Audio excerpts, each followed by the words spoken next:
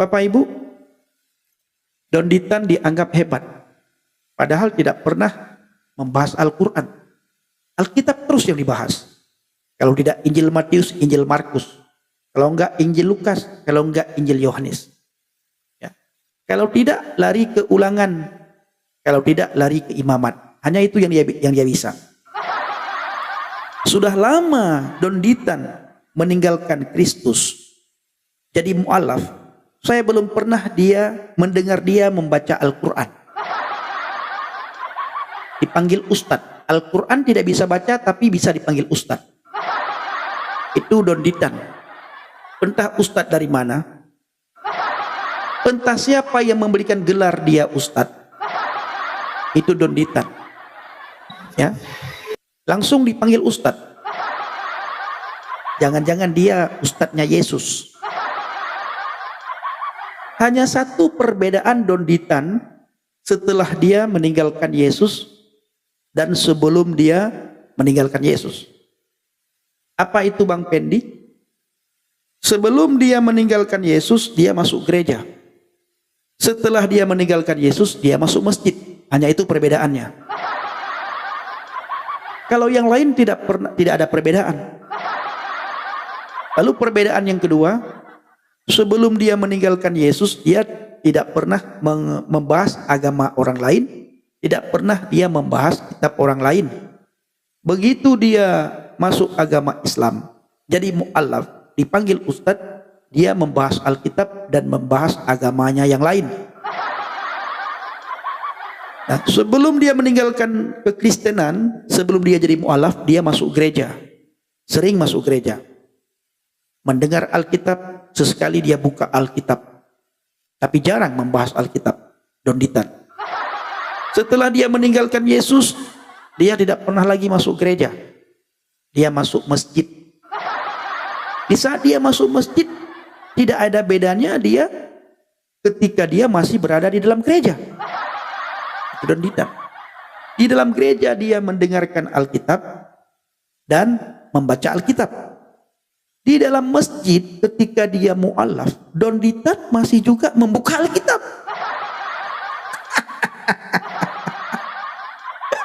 Gak ada bedanya. Lalu pertanyaannya, kehebatan dia itu di mana? Coba kalian suruh baca dia Al-Quran sesekali. Suruh baca Al-Quran. Ya, lantunkan ayat demi ayat dalam Al-Quran. Coba suruh sama si Donditan. Halo brother, sebentar brother ya. Coba suruh dia lantunkan Al-Quran sesekali. Bisa enggak? Saya jamin tidak akan bisa. Saya ulangi. Waktu si Donditan masih di dalam agama Kristen, dia buka Alkitab, dia baca Alkitab, dia mendengarkan Alkitab di dalam gereja. Setelah Donditan keluar dari gereja, masuk masjid, jadi mu'alaf, dia masuk masjid. Sampai di masjid dia buka Alkitab. Bukan Al-Quran yang dia buka, Alkitab yang dia buka. Itu Donditan. Dalam gereja dia baca Alkitab, dalam masjid dia baca Alkitab. Tidak ada bedanya. Dia dulu dengan dia sekarang. Cuma bedanya, dia dulu tidak pernah membahas agama lain. Dia dulu tidak pernah membahas kitab orang lain. Ya, dia sekarang membahas agama lain. Dan dia sekarang juga masih membahas kitabnya yang lama, kitab agama lain. Jangan-jangan Donditan tidak bisa baca Al-Quran. Nah, ini kecurigaan saya yang paling besar. Jangan-jangan Donditan tidak bisa baca Al-Quran. Makanya dia tidak pernah membahas Al-Quran dan tidak pernah dia memperdengarkan ayat demi ayat dalam Al-Quran kepada pengikutnya. Dan sampai kapanpun dia dipanggil mu'alaf. Sudah banyak dia memu'alafkan orang, tetap juga dia mu'alaf dipanggil. Oke brother, shalom brother. Halo brother. Shalom Bang BAB. Mana dia? Asli harus menuntut ilmu agama. Harus pondok. Harus ke pesantren. Keluar dari pesantren baru dipanggil ustadz. Dan harus bisa membaca Al-Quran harus tahu banyak hadis, harus bisa baca kitab kuning, baru dipanggil ustadz. Nah, tetapi ustadz sekarang, ustadz mu'allaf, yang penting dia bisa menghujat Alkitab, sudah dipanggil ustadz. Bisa menghujat Yesus, sudah dipanggil Alkitab. Bisa menghina kekristenan, dipanggil ustadz. Makanya saya katakan, mereka itu jangan-jangan ustadznya Yesus. Kami para murtadin, saya secara pribadi ya, sangat jarang saya membaca kitab saya yang lama. Apalagi membahas-bahas kitab saya yang lama. Sudah tidak ada waktu lagi bagi saya. Kalau mereka, supaya dianggap pinter, dianggap hebat, bahaslah Alkitab.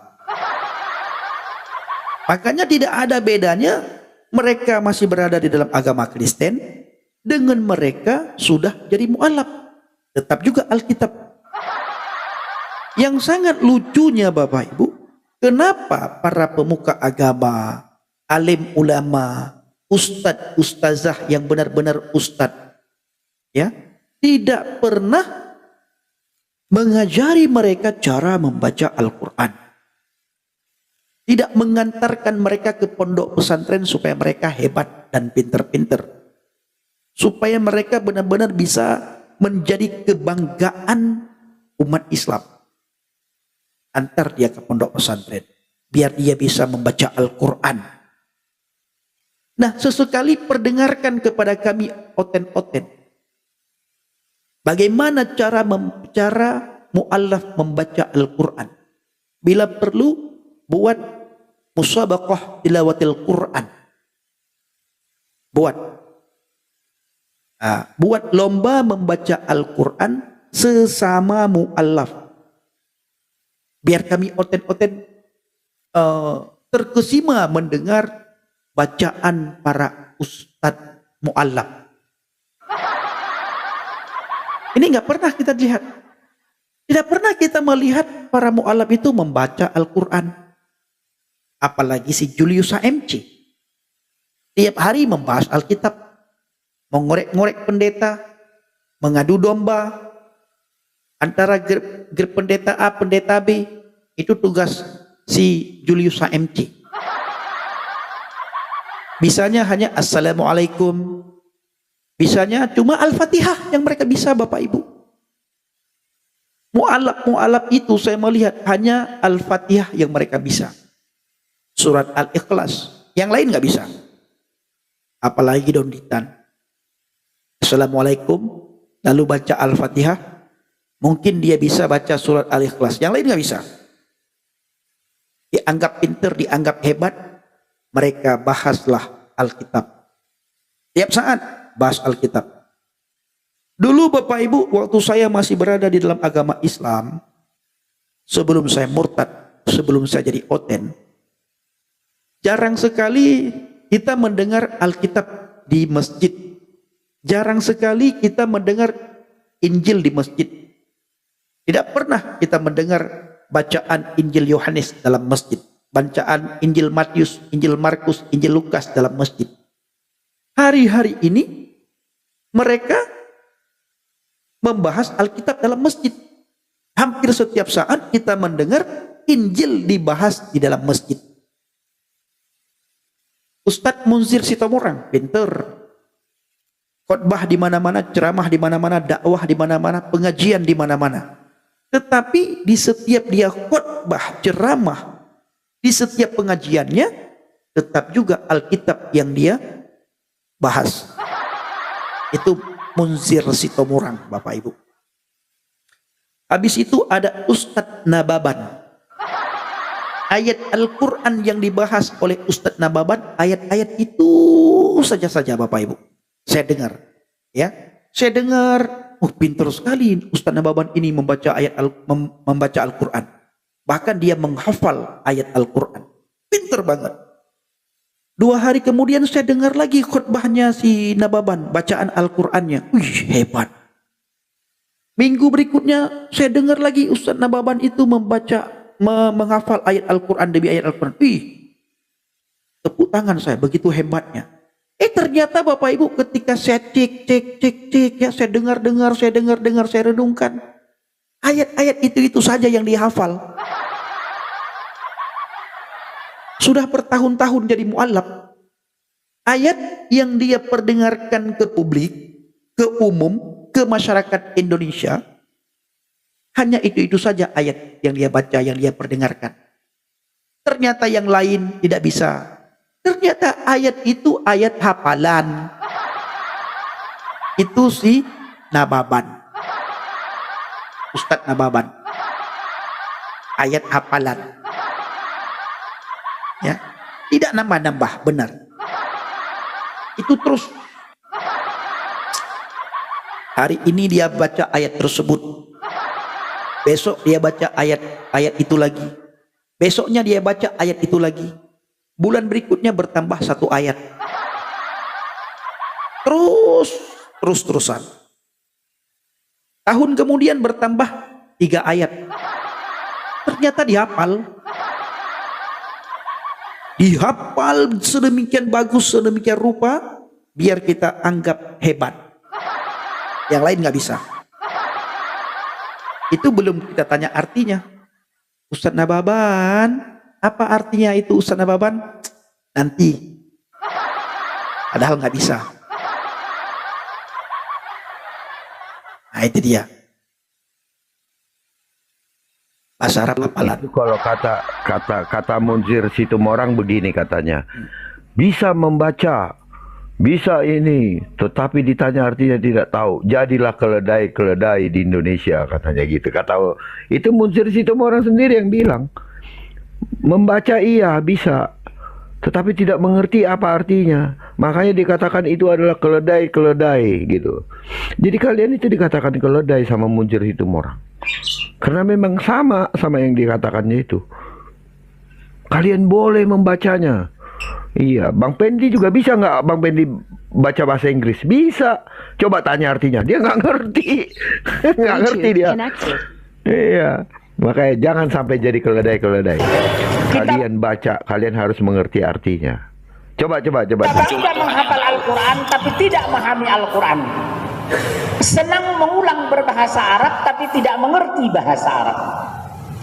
Suka membaca Al-Quran tapi tidak memahami maknanya. Akhirnya apa? Menjadi keledai di Indonesia.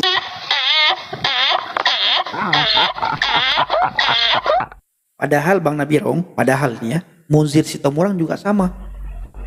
Iya, sama. Munzir Situmorang juga sama. Makanya dibilang jadi keledai. Dia masalah pemimpin keledainya. Dia juga sama. Kembali ke Alkitab, orang buta menuntun orang buta. Pas Bapak Ibu. Iya, jatuhnya ke jurang. Bareng-bareng. Bareng-bareng jatuh ke jurang. Ini dia. Siapa lagi? Si Nora Aritonang. Coba Bapak Ibu intip live-nya dia. Nggak pernah. Paling-paling assalamualaikum. Udah sampai segitu selesai. aja. Baca 1 ayat pendek. Udah selesai. Teriak. Itu gurunda yang kayak gitu selalu, Masya Allah. Nah, itu gurunda yang kayak gitu. saya bilang sama kawan-kawan ini.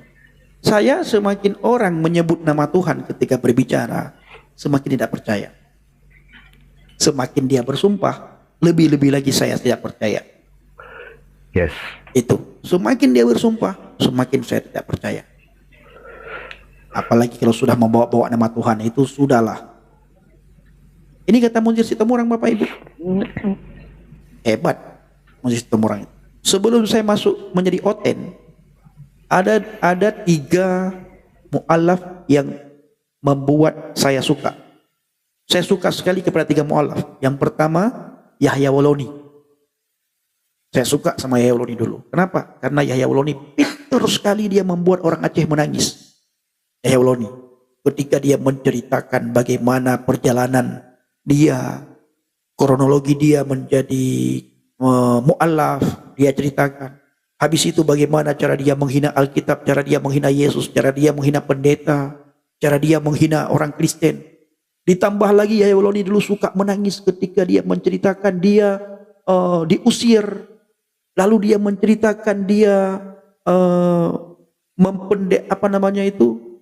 pendetakan pendeta apa namanya Bang ya? Mengangkat pendeta apa namanya itu ya? Mentahbiskan pendeta, dia kata dia jadi mentasbihkan pendeta. mentahbiskan pendeta. Pendeta-pendeta. Itu Yahya Waluddin. Membuat saya senang. Senang sekali. Habis itu mu'alaf yang kedua yang saya senang, Munzir Sitomorang.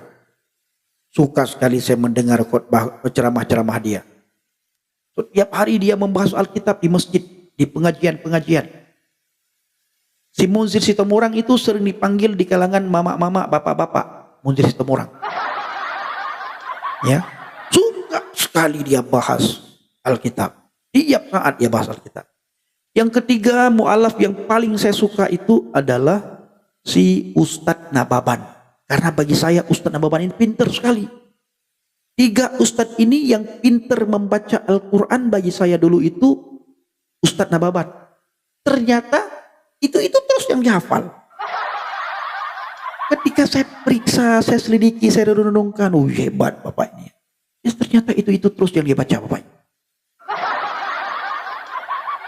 Begitu saya menjadi oten, Tuhan Yesus tolong. Ternyata mereka itu penghujat Bapak Ibu. Ayat Alkitab ditafsirkan menurut pikirannya, menurut udelnya. Setelah saya jadi oten.